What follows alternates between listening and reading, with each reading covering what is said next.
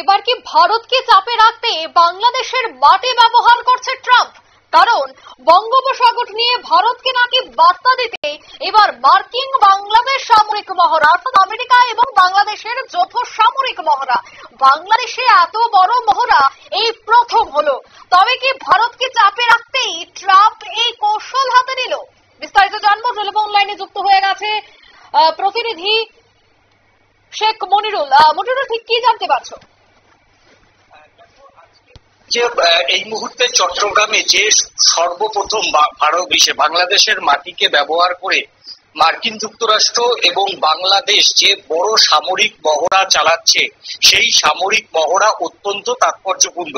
ইউনূস যে কয়েকদিন আগে উত্তর পূর্ব দখলের ডাক দিয়েছিলেন, সেটা আজকে মনে হচ্ছে কেন ইউনূস সেই ফ্রান্সে বসে তোমার উত্তর পূর্ব দখলের ডাক দিয়েছিলেন। দেখো, চট্টগ্রামে যেখানে সামরিক মহড়া হচ্ছে সেখান থেকে ত্রিপুরার সাবরুম মাত্র 113 কিলোমিটার দূরে। অর্থাৎ উত্তর পূর্বকে অশান্ত করা এবং উত্তর পূর্বকে লক্ষ্য করে এই যে বৃহৎ সামরিক মহড়া চলছে, সে বিষয়ে কিন্তু আর বলার অপেক্ষা রাখে না।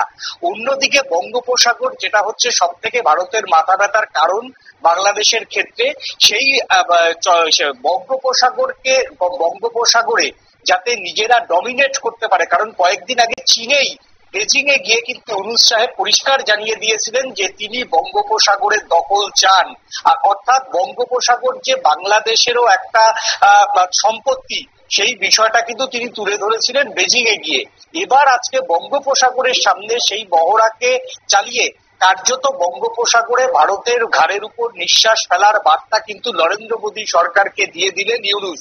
অর্থাৎ ভারতকে টার্গেট করেই বাংলাদেশের মাটিতে আজকে চট্টগ্রামে সব থেকে যে বড় সামরিক মহড়া বাংলাদেশ চালালো, সে বিষয়ে কিন্তু কোনো বলার অপেক্ষা রাখে না।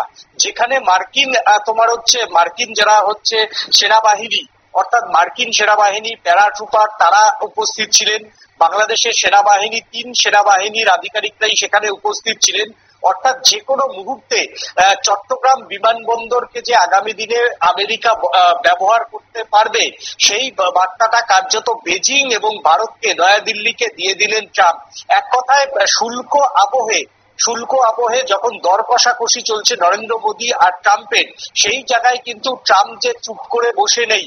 অর্থাৎ ভারতের ঘাড়ের উপর যে ভারতের আরেক প্রতিবেশী শত্রু রাষ্ট্রকে নিয়ে, শত্রু রাষ্ট্র বলবো না, শত্রু রাষ্ট্রের কয়েকজন রাষ্ট্র নেতাকে নিয়ে তিনি যে ভারতকে শিক্ষা দেওয়ার কাজটা শুরু করে দিল, সে কথা কিন্তু বলার অপেক্ষা রাখে না। ধন্যবাদ। অর্থাৎ বাংলাদেশের একটা অংশ কিন্তু ভারত বিরোধী স্লোগান তোলে। বাংলাদেশের একটা ছোট্ট অংশ কিন্তু প্রতিনিয়ত ভারতের বিরুদ্ধে নানা উস্কানিমূলক বক্তব্য রাখেন। আর সেই বাংলাদেশের মাটিকেই নাকি ব্যবহার করতে চাইছে ট্রাম্প, এমনটাই রাজনৈতিক এবং আন্তর্জাতিক মহলের অভিমত। এই মুহূর্তের সংবাদ এ পর্যন্ত। আমাদের পরবর্তী নিউজ এবং আপডেট দেখার জন্য অবশ্যই চোখ রাখবেন শুধুমাত্র নিউজ ভ্যানগার্ডের পর্দায়। ধন্যবাদ।